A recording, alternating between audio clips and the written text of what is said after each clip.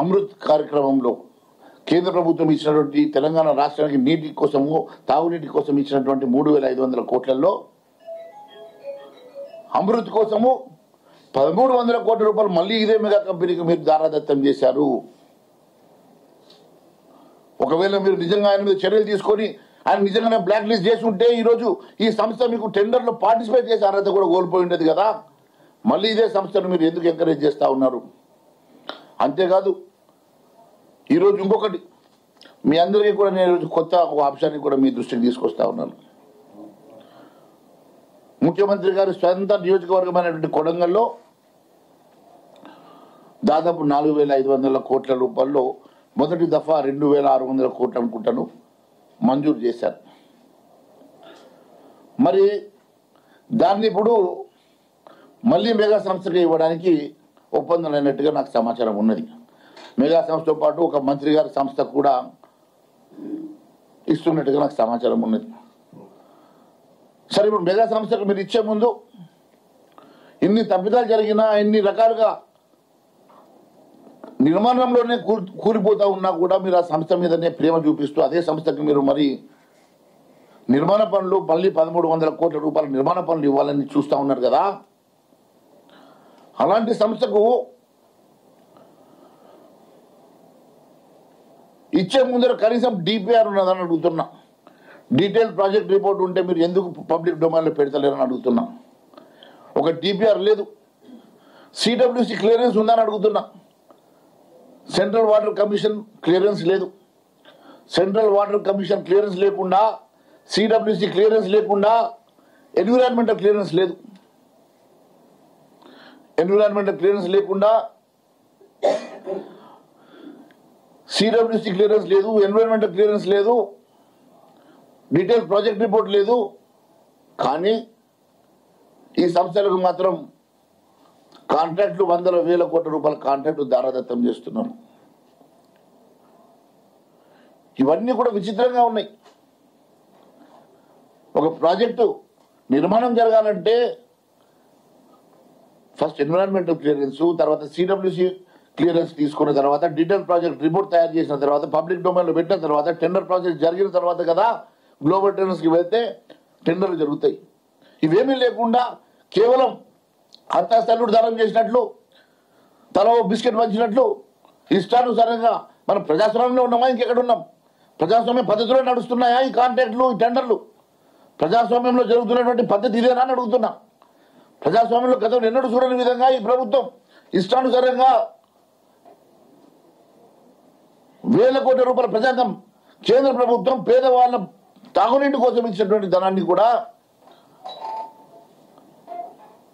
Lift irrigation కోసం మీరు మంజూరు చేసుకున్నటువంటి ప్రజాధనాన్ని కూడా ఈ రకంగా దుర్వినియోగం చేసుకుంటూ డీటెయిల్ ప్రాజెక్ట్ రిపోర్ట్ లేకుండా చేయడం చాలా బాధాకరమని తెలియజేస్తా ఉన్నాను. అంతేకాదు ఈ సంస్థ సీలేరులో చేసినటువంటి ఎస్కలేషన్స్ కానీ, కాళేశ్వరంలో పంపౌస్ మునిగిపోయి పూర్తిగా ప్రజాధనం దుర్వినియోగం అవుతున్నటువంటి సందర్భం కానీ, అంతేకాకుండా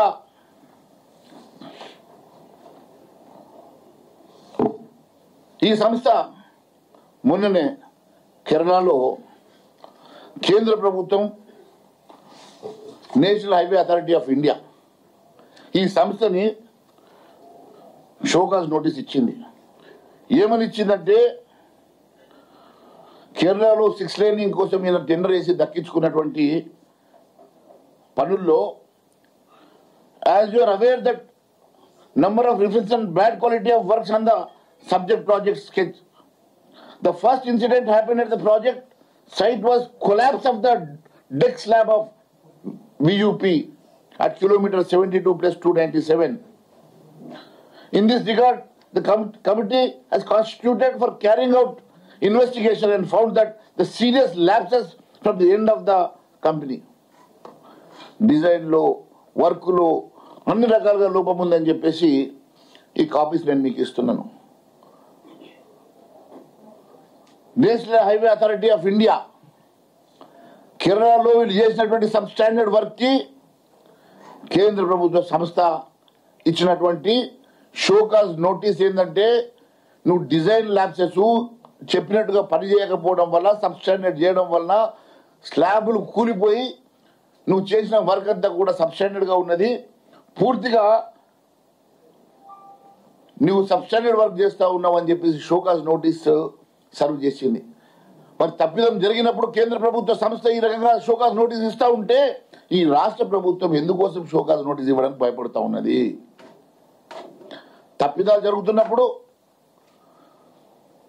ఏ రకంగానైతే వర్క్ ఇవ్వడమే కాదు, వర్క్ ఎగ్జిక్యూట్ చేసినప్పుడు క్వాలిటీ వర్క్ లేనప్పుడు ఆ సంస్థ మీద చర్యలు తీసుకోవాల్సినటువంటి పూర్తి బాధ్యత ఈ ప్రభుత్వం మీద ఉన్నది కదా. మరి ఈ ప్రభుత్వం ఇప్పటి వరకు విజిలెన్స్ చేయకుండా, ఈ ప్రభుత్వం ఇప్పటి వరకు దీని మీద మరి సెంట్రల్ విజిలెన్స్ కి చెప్పకుండా, కేంద్ర ప్రభుత్వానికి సిబిఐకి చెప్పకుండా, ఎంక్వైరీ చేయకుండా మళ్ళీ అదే కంపెనీకి వేల కోట్ల రూపాయల కాంట్రాక్టు దారాదత్తం చేసే వెనుక ఆంతర్యం ఏమున్నది అని చెప్పి మాత్రం అడుగుతున్నా. మిత్రులారా, ఈ కాపీలన్నీ కూడా నేను మీ అందరికీ కూడా డిస్ట్రిబ్యూట్ చేస్తున్నా. ఇంతేకాదు, అన్నిటికన్నా ఇంకొకటి చెప్తా ఉన్నా. తెలంగాణ రాష్ట్రంలో ఇప్పటి వరకు ఈ కంపెనీ 56 ప్రాజెక్టులు టేకప్ చేసింది. 56 ప్రాజెక్టులలో ఒక్క ప్రాజెక్టు కూడా పూర్తి చేయలే. అసలైన తొలి వెలుగు.